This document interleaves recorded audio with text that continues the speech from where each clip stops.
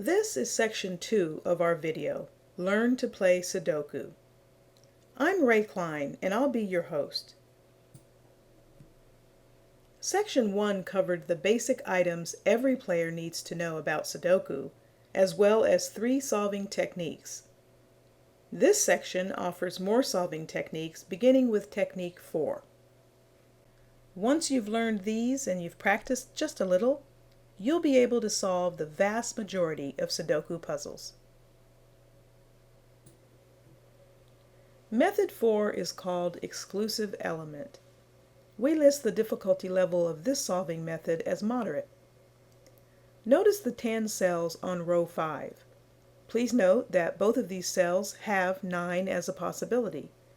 And also note that no other cells on the same row have 9 as a possibility. This means that the 9 for this row will be in one of these 2 cells. We don't know which yet, but we do know that both cells are in the same big box. Therefore, the 9 for this big box will be in one of the 2 10 cells in row 5. And therefore, the 9 in this big box can't be on any other row.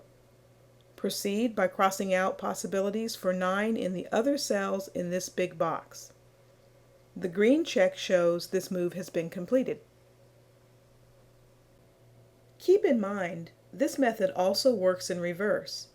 For instance, if in a big box the same possibility occurs 2 or 3 times in a row and does not occur on any other row in the big box, then you can eliminate the possibilities for that number on the other cells in the same row.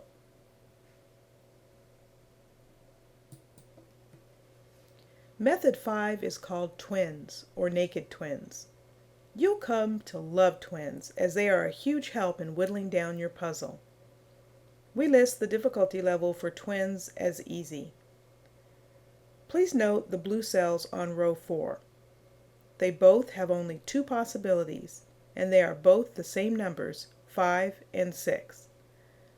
This means that one cell will be a 5 and the other a 6. We don't know which is which yet, but we do know that if one cell is 5 and the other is 6, then no other cells on that row can be 5 or 6. Therefore, you can proceed by crossing out possibilities for 5 and 6 on this row. The green check shows that this move has been completed.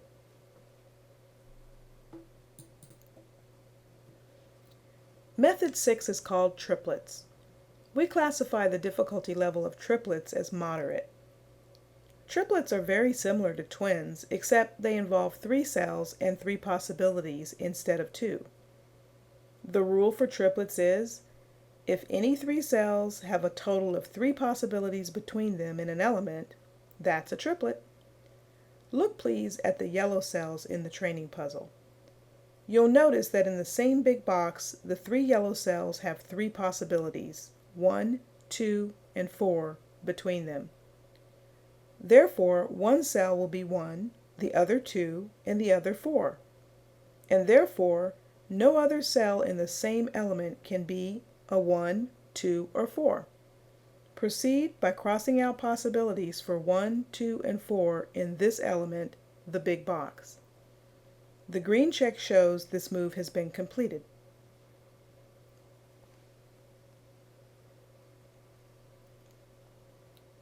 Occasionally, or even rarely, you'll see a quad, which follows the same principles as twins and triplets. A quad is 4 possibilities among 4 cells in the same element. Finally, notice this interesting segment in a big box. The 3 highlighted cells form a solving technique that we've already discussed. Which do you think it is? Twins, triplets, or something else? This is actually a form of triplets, one that we've named two-faced triplets. Even though each cell has 2 numbers, Sudoku rules show this to be a triplet because it meets the triplet criteria of a total of 3 possibilities spread over 3 different cells in the same element. One cell has to be a 1, the other a 2, and the other a 3. The maneuver when completed looks like this.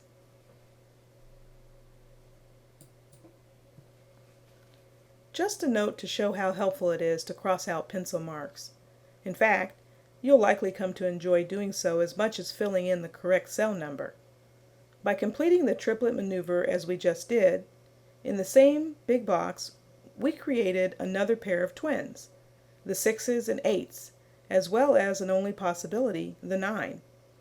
Crossing out pencil marks is extremely useful in whittling down your puzzle.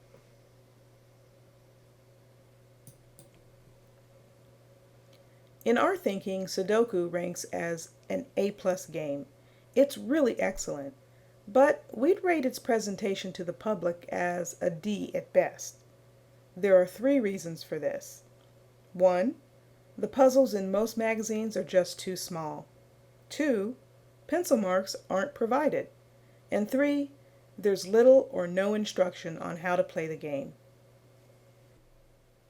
This is why it's such a common occurrence to see a person, perhaps on an airplane, start a Sudoku puzzle and then quickly give up and read a book or take a nap.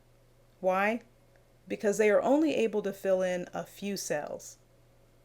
We solve this problem. Our puzzles, if you choose to print them from our free website, can be printed in large size and with pencil marks. And of course, we specialize in providing an abundance of teaching on how to master Sudoku. Well, that's it. We hope you've enjoyed and benefited from this video. Again, with the knowledge you've gained from this video and with a little practice, you'll be able to complete about 90% of Sudoku puzzles. The other 10%, the master level puzzles, will be explained in our next video, which is now in production. Look for section 3 in upcoming weeks. Feel free to watch these videos repeatedly, pausing in various places to try the solving methods. We are also happy to answer limited amounts of email. You can contact us at david@learntoplaysudoku.net. Happy puzzling!